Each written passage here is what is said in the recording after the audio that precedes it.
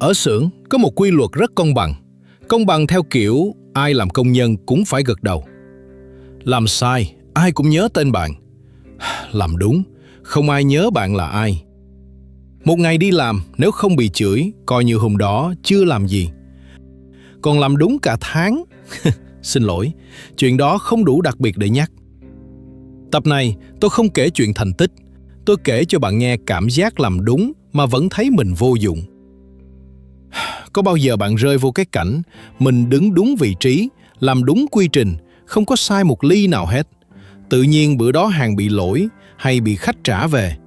Thay vì đi tìm nguyên nhân sâu xa thì mấy cha nội cán bộ thường đảo mắt một vòng, thấy đứa nào đứng gần cái chỗ đó nhất hay thấy đứa nào mặt hiền hiền không biết cãi là sáp vô trút giận liền.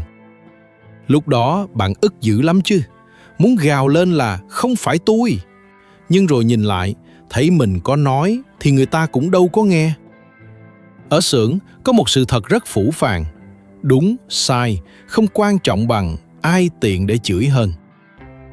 Sau nhiều năm đi làm, tôi rút ra một kinh nghiệm đau lòng. Người làm đúng hoặc hay bị chửi thường có mấy đặc điểm giống nhau. Hay im lặng, không thích cãi, không đổ lỗi cho ai.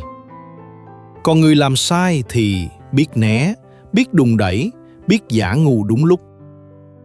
Trong xưởng, làm đúng là một kỹ năng, nhưng né lỗi mới là bản năng sinh tồn. Có người làm sai hoài, nhưng lúc nào mặt cũng hiền hiền, nói chuyện nhỏ nhẹ, cười cười cho qua. Có người làm đúng, mà mặt lúc nào cũng đăm chiêu, giống như chuẩn bị sắp bị chửi. Không phải vì họ khó ưa, mà vì họ không biết diễn.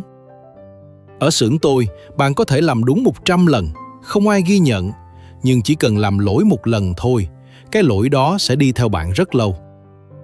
Người ta không dùng 100 lần bạn làm đúng để tin bạn.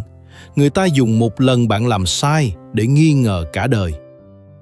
Sau này hãy nhắc tới tên bạn là người ta nhớ ngay tới cái vết đèn đó. Lúc xét tăng lương hay khen thưởng, người ta cũng lôi đúng cái chuyện cũ rích đó ra để nói. Kiểu như, thằng đó làm cũng được, mà hồi đó nó hay làm sai lắm. Mà cái hay sai đó chỉ cần đúng một lần là đủ gắn mác. Nghe tới đây, nhiều người sẽ hỏi, biết vậy sao còn ráng làm đúng làm chi? Biết là thiệt thòi, biết là không ai nhớ, nhưng không phải ai cũng đủ liều để sống kiểu kệ mẹ.